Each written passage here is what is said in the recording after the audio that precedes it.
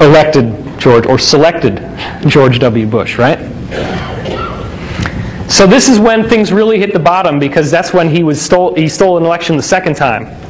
But you have a middle path here. If you go up the timeline, you have the physical rebirth for semi-enlightened people, the karmic evolution towards spiritual initiation. So this is the secondary path. The biggest path, the top path, when you go up to the King's Chamber, you are now in the path of ascension. You're in the path of the Messianic initiative, in which you become the fulfillment of the Christ promise and you achieve spiritual escape from materiality, from being human and physical.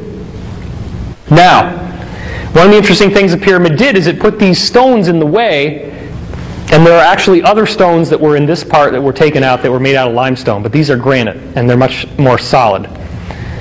And there was a hidden lintel there, which meant that you couldn't even see that these were there. It just looked like the passage only went down. And it wasn't until that lintel fell off while they were setting off explosives in the pyramid to blow the hole into this, that they heard something fall, and that's when they realized there was something else. And they bored a hole through and found this. Because actually this entrance is not in the center of the pyramid. It's 286.1 inches off from the center, and that has a symbolism of the reincarnation of the spiritual messianic role. This whole pyramid is basically designed to tell you that this messianic figure is coming back, which is us. We're all the messianic figure. So the granite plug shows us that we cannot go up this path. Everybody on earth is going to have to go through the path of the dead.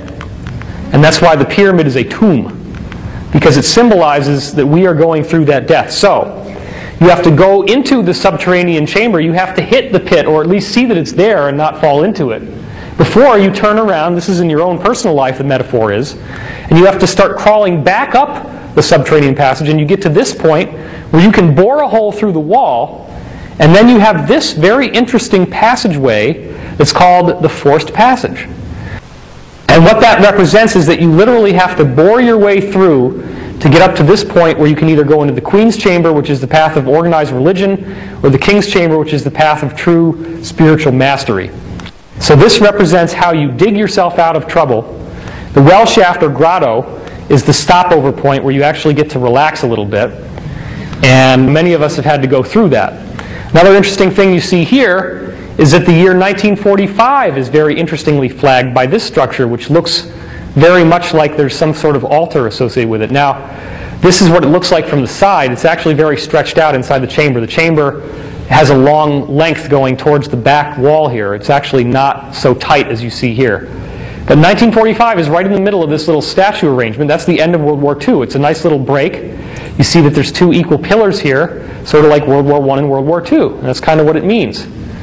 So now you have this whole area down here, which means that part of the world, part of the people in the world will continue to go through this suffering as time goes on. They're not going to immediately see what's happening. Once you start going towards the Queen's Chamber, you have to climb your way through. This is the entrance to the Queen's Chamber right here. If you want to go up into the King's Chamber, you have to actually climb up these holes in the side, as you can see here. And this is the lifelike size of it. Now this is the Grand Gallery, as it's called. You're climbing up, and then this is the great step up here. And here's a diagram of them life-size going up. And the point that we're concerned with is right here. This represents, there's three little spots, as you can see from the side here, the grooves. But only one of them actually holds a piece of stone in it. And the stone has a symbol on it. And this symbol is the only symbol in the entire Great Pyramid that's like a little plaque that actually shows you something that means something. Okay? That's the only one. Other than this, which looks suspiciously similar to a pregnant woman's stomach. And that is not an accident. That's what it's meant to look like. It's meant to look like the earth giving birth. This is symbolic of the rainbow or the new sunrise. Guess what year in the timeline this is?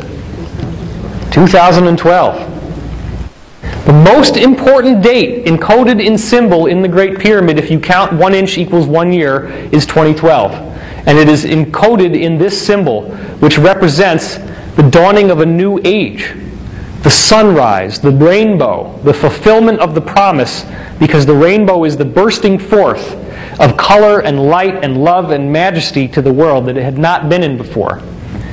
The stone symbolizes trials that we have to go through, energetic walls that we have to pass through along the way. And what I want to point out here is here's where he actually talks about this and says, if you don't change the dating from 1 inch per year, the first Messianic Advent, where you just saw the symbol, is 2012. The second is the year 2030. The third is 2057, and the fourth is 2084. Now, what's 84 minus 12? 72. What does 72 mean? Who knows the answer? Bueller? Bueller? There are 72 years that it takes for the Earth to move through 1 degree of the precession of the equinoxes, which is a 25,920 year cycle that represents the end of the age. So it's interesting that if it takes 72 years to go through 1 degree, the pyramid is describing a 72-year transitional process in which not only is 2012 important, but once we get through 2012, the next date that we're going to look at is 2030. And then we're going to look at 2057. So we're only going to have to wait another, 18 years after 2012 before we get to 2030. That's pretty cool. 2012 is predicted as the year in which whatever the second coming of Christ is supposed to be will happen. Now, isn't it interesting that if you take the Pyramid of the Sun in Teotihuacan and you take the Great Pyramid, that the square footage, the actual perimeter of the pyramid is exactly the same. The Pyramid of the Sun in Mexico, the Great Pyramid in Egypt. You have the Atlantic Ocean separating these cultures, which most people would say are completely different. But they both build pyramids. And they both have a calendar. The Egyptian calendar happens to be a lot more complex to understand because it's this whole timeline thing in a big pyramid. But they both have a calendar that flags the year 2012. Now, do you honestly think that that means we can just blow this thing off and it doesn't mean anything? Now we have the proof that both cultures on both sides of the Atlantic say that 2012 is going to be something spectacular. The people who built the Great Pyramid intended to give us a message. And it takes a solving of a mystery to figure out what the message is. You don't just get the answer spoon-fed to you like a little baby. If that was all it was, then it wouldn't involve the free will principle I was talking about.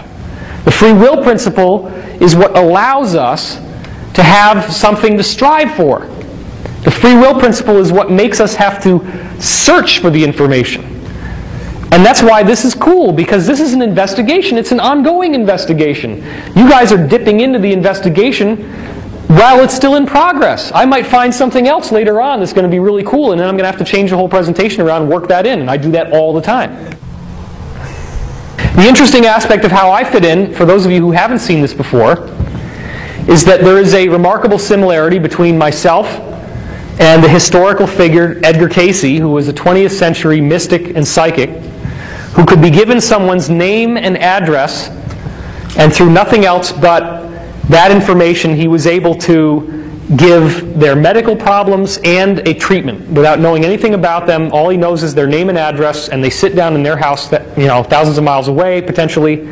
He sits down, he goes into a trance, he starts speaking, he doesn't remember anything that he says, and when he wakes up, the guy who wrote it down says, "Oh my gosh, this is amazing because, we found out that this person has leukemia, and you said they have leukemia in your reading," and this was done over 14,000 times.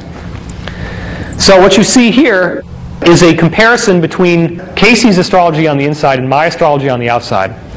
And what you see here is Sun over Sun, Venus over Venus, Mars over Mars, Moon over Moon. There's all these correlations between the planets. Superficially, they're in the same sign. You can see that the probability just of hitting the same sign, Pisces, Taurus, Capricorn, year of the ox, the same year of the Chinese zodiac, 1 out of 12, and the moon in the same degree, 1 out of 360. The likelihood of all this happening by chance is really, really unusual, especially because the only time that you get this close of an alignment with Cayce's birth planets, it only happens once in 127 years after he dies, which happens to be the exact time that I was born. It's a coincidence. And of course, there wouldn't be any facial similarity.